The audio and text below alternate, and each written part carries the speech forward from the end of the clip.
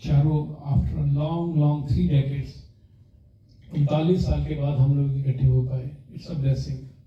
कई हमारे साथ थे जो हमारे बीच में नहीं रहे, चले गए, लेकिन परमेश्वर की अपनी एक योजना है कि परमेश्वर हमें ये मौका देते हैं कि हम किसी भी परिस्थिति में हों, किसी भी दौर से गुजर रहे हों, लेकिन our God is a compassionate God, kind and very humble God, जो हमेशा हमारे साथ रहते हैं। परमेश्वर ने अपने वचन में यह भी कहा है कि मैं तुम्हें ना तो कभी छोड़ूंगा ना तो कभी त्यागूंगा, और देखो मैं दुनिया के अंत तक तुम्हारे साथ हूँ। Just see, this is the promise of God. परमेश्वर ने हमारे साथ ये वाचा बांधी है, तो हम जिंदगी में किसी भी माहौल में रहें, गम में रहें, परेशानी में रहें, दुख में रहें, तकलीफ में रहें, हमें परमेश्वर को हमेशा प्रथम स्थान देना है। हमें परमेश्वर को हमेशा अपना पहले जीवन में स्थान देना है। I know that from last year आप लोग एक बड़े मुश्किल दौर से गुजरे हैं, और परमेश्वर ने आपको उन परिस्थितियों में भी संभाला है, और ये मेरा विश्वास है, मेरी प्रार्थना है कि God is going to deliver you and your family. हमारी फैमिलीज को परमेश्वर डिलीवर करने वाले हैं। और हमें पता है कि मिकी भैया, मैं आपको ये स्पष्ट बताना चाहता हूँ कि वेन एवर देर इज हमारे जीवन में कुछ परेशानी आती है, कुछ आती है, but you must see that this is also trial. अगर आप परमेश्वर से प्रेम करते हैं तो मुसीबतें तो आपके ऊपर आनी लाजमी है। आपका विश्वास आपको इन मुश्किलों में से निकाल के यहाँ तक लेके आया। आप चर्च से नाराज हो जाएं, मुझसे नाराज हो जाएं, फैमिली से नाराज हो जाएं, भाभी से नाराज हो जाएं, बच्चों से नाराज हो जाएं, लेकिन परमेश्वर ऐसा नहीं है। आप परमेश्वर से नाराज ना होइए। चर्च क्या है? चर्च एक बिल्डिंग है। चर्च क्यों बनाए गए? चर्च इसलिए बनाए गए क्योंकि अदरवाइज तो हम लोग कहते हैं कि अमूमन हम अपने मसीह परिवारों में से लोगों से बात करते हैं, उनसे बोलते हैं, भाई आप चर्च क्यों नहीं आते? नहीं जी, सानू टाइम नहीं लग गया, असी संडे को अपने घर ही प्रार्थना कर लेती थी। Okay, that's good. When you are praying at your house, it's okay.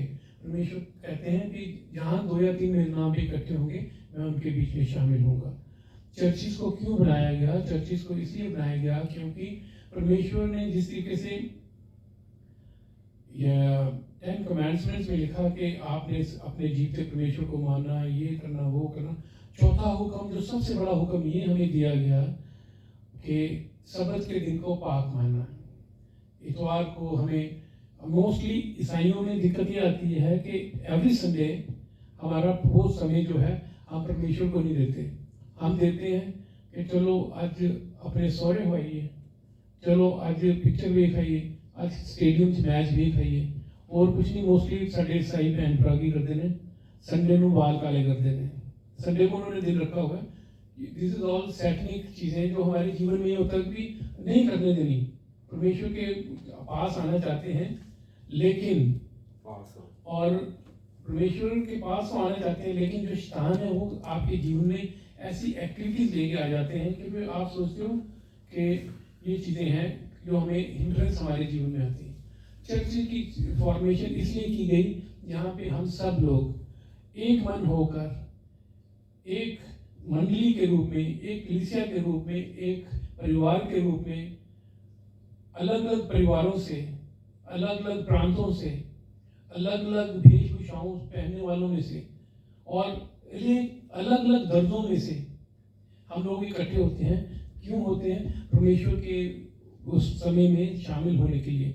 जब हम प्रभु भोज में जाते हैं तो वहाँ पे क्या है? हम सब लोग परमेश्वर की संतान हैं। जब हम परमेश्वर के लहू और मांस को लेते हैं उस होली कम्युनियन के रूप में, तो हम सब लोग बराबर हैं। लेकिन टू बी वेरी सॉरी, आज भी हमारे चर्चिस में ऐसा नहीं है।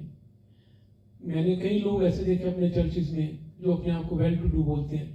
अगर कोई उनके आगे झारखंड का कोई गरीब आदमी होली कम्युनियन लेने वाला, वो वहाँ से लेते नहीं, वो दूसरा दे, थोड़ी देर बाद रुक के कोई स्टाइलिश कोई और उसके बाद लेते हैं, क्योंकि उनके वो चीज़ें मंजूर नहीं परमेश्वर को।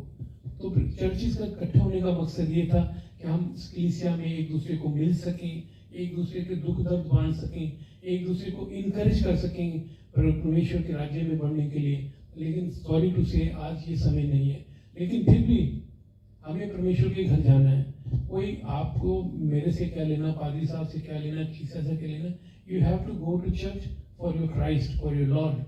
और मैं आपसे इंसिस्ट करूंगा, आपसे रिक्वेस्ट करूंगा, हम्बल रिक्वेस्ट है कि आप मत बुलाइए, पादरी नहीं आते घर में। मुझे पता है पादरी को जहाँ ज़्यादा पैसा मिलता है वहाँ जाते हैं, फेवरेट शहर होते हैं पादरियों के, वहाँ पे उनकी विजिट रेगुलर होती है, बाकियों के पास नहीं होती।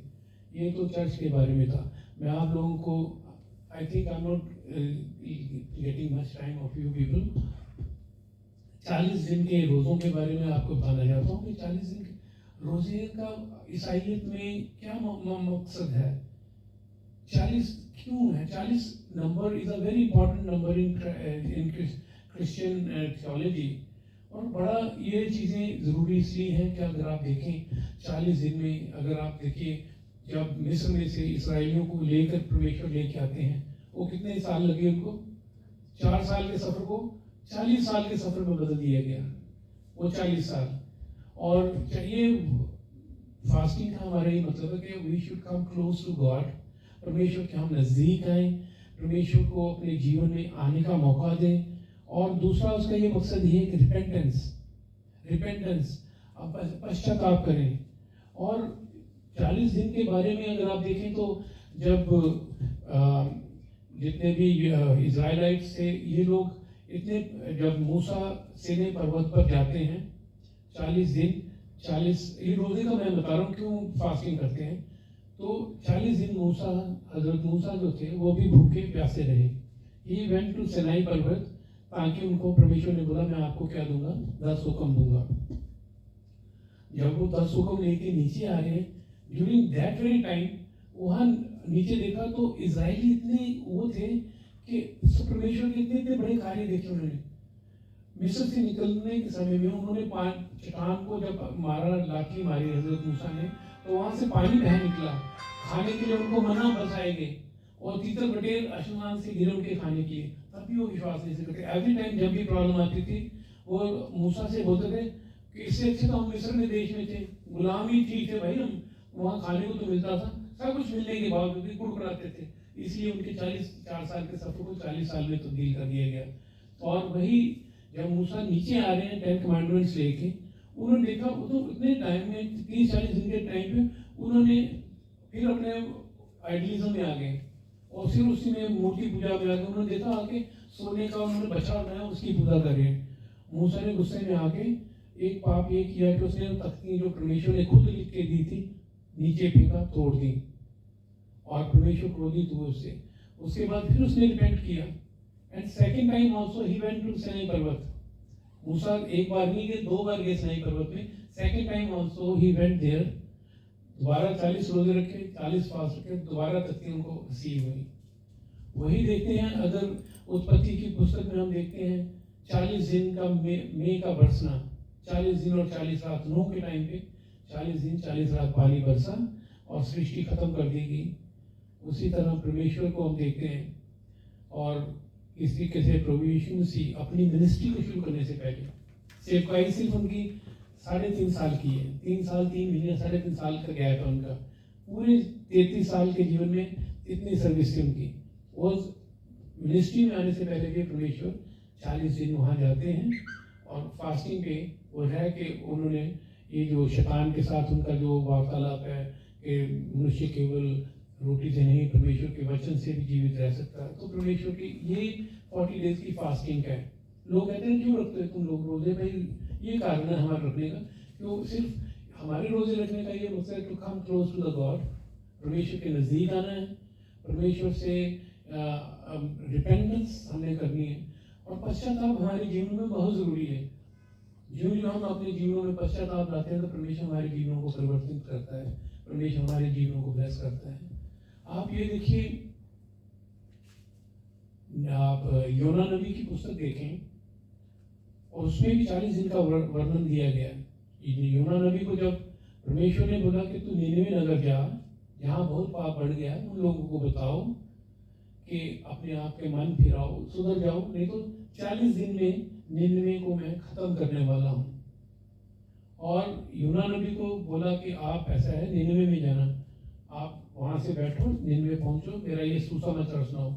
और यूना नबी ने क्या बोला, उसके दिमाग में हमारे जैसा था वो बैठ के निन्नवे की तरफ नहीं गया, उन्होंने उल्टी डायरेक्शन लेके तर्शीश की तरफ अपने आप को जहाज में बैठ गए। तो आप जब भी टाइम मिले you please go for this small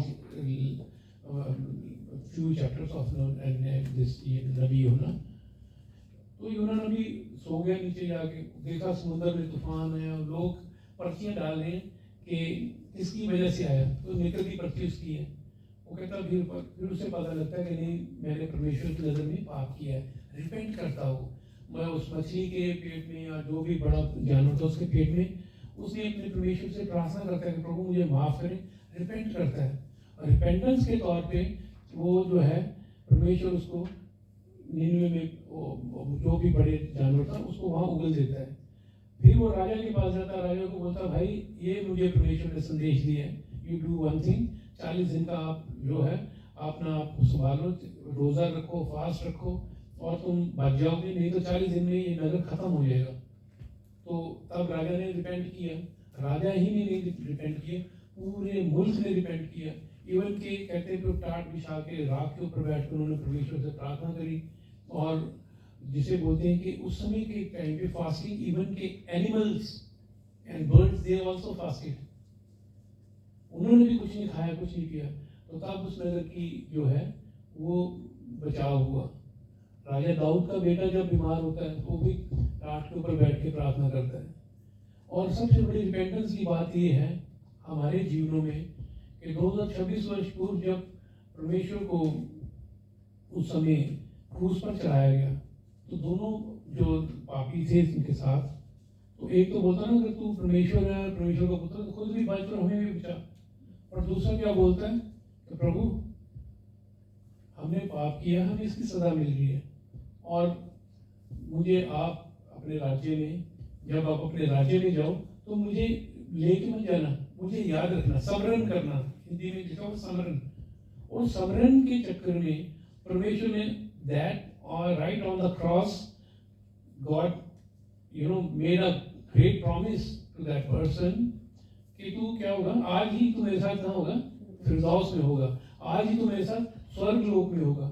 just एक छोटा सा रिपेंटेंस, और उसके जीवन को परमेश्वर ने मरियम मगदलिनी, जो सबसे पापी स्त्री थी बाइबल में अगर देखा जाए, उसमें से 7 दुष्ट आत्माओं का निकालना, परमेश्वर को जब वो रिपेंट करती है, and she became also one of the saints. दमिश्क में जो साउल है जिसे हम बोलते हैं, पॉल जिसको हम बोलते हैं, जिन्होंने सबसे ज़्यादा पत्री लिखी, परमेश्वर के लिए सबसे ज़्यादा कार्य किया, उनका काम ये था कि जितने भी मसीह लोग थे उनको मारना, जान से मार देना, तशद्दुद करना, सब कुछ करना। और जब दमिश्क में वो जा रहा था तो उसका इनकाउंटर परमेश्वर के साथ होता है, और जब आवाज़ आती कि हे साउल, उसका नाम साउल था, हे साउल तू मुझे क्यों सताता है। वो घबरा गया कि मुझे कौन बोल रहा है कि तू मुझे सताता है। फिर बोलता है मैं परमेश्वर यहोवा हूँ, तू मेरे लोगों को सताता है। और जब वो देखता कि सचमुच आंखें चुंझला जाती है, देखता है ही रिपेंटेड।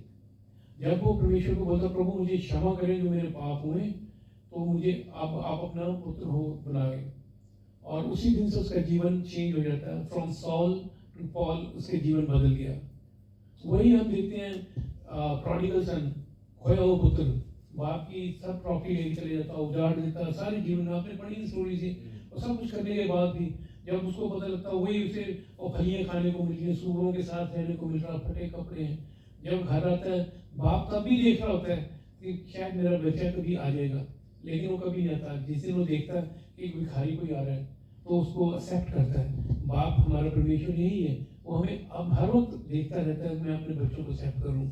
जब वो अपने बाप के पास आते तो मुझे अपना बेटा भी ना मान, मुझे क्या मान, अपना एक वर्कर बना के रख ले ताकि मैं आराम से रोटी खा सकूँ। तो रिपेंटेंस के बाद ये चीज़ें हमारे जीवन में आती हैं। जिस दिन हम परमेश्वर के आगे अंगीकार करते हैं परमेश्वर हमें उसी वक्त माफ़ करते हैं। परमेश्वर कहते हैं मुझे, मेरे पास तो 7 के 70 गुना क्षमा करने की मेरे पास तौफीक है, ताकत है। और परमेश्वर से ये है कि परमेश्वर दुख, तकलीफ, परेशानी उसी को देता है जो उसके काबिल हो। एंड आई फील परमेश्वर अगर आपके जीवन में कुछ ऐसी चीज़ें आई, God knew it very well that you will be able to face those problems. आती हैं क्योंकि जो विश्वासी है, जो परमेश्वर से प्रेम करते हैं, दुख तकलीफ उन्हीं के ऊपर आएंगी। और I do believe God is going to bless you and your daughters and your house. वो कहते तुम्हारे आने जाने में, तुम्हारे उठने बैठने में, चलने फिरने से, अब से लेकर सदा तक मैं तुम्हारे साथ बना रहूँगा। इतना बड़ा प्रॉमिस परमेश्वर ने हमारे साथ किया। We need not know honey, किसी से डरने की कोई जरूरत नहीं। कोई हमें तूफान आंधी नहीं डरा सकती जब हम परमेश्वर को अपना जीता उद्धार करता परमेश्वर मान के चलते हैं। इंसान है, हमारी सोचें बदल जाती हैं, हमारे आइडियाज बदल जाते हैं, हमारे कार्य करने की क्षमताएं बदल जाती हैं, बट स्टिल जब आप परमेश्वर के साथ हो तो आपको I don't need you need anybody. When God is in, I have decided to follow Jesus, no turning back. Yeshu के पीछे मैं चलने लगा, ना लौटूंगा। हमें लौटने की जरूरत नहीं है, हमें विश्वास करने की जरूरत है।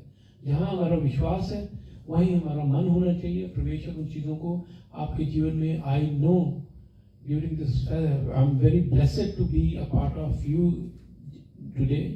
परमेश्वर ने मौका दिया आपके घर में आने का। ये प्रार्थना आज के दिन लिखी हुई थी और परमेश्वर ने मौका दिया है कि परमेश्वर सचमुच, I feel there is no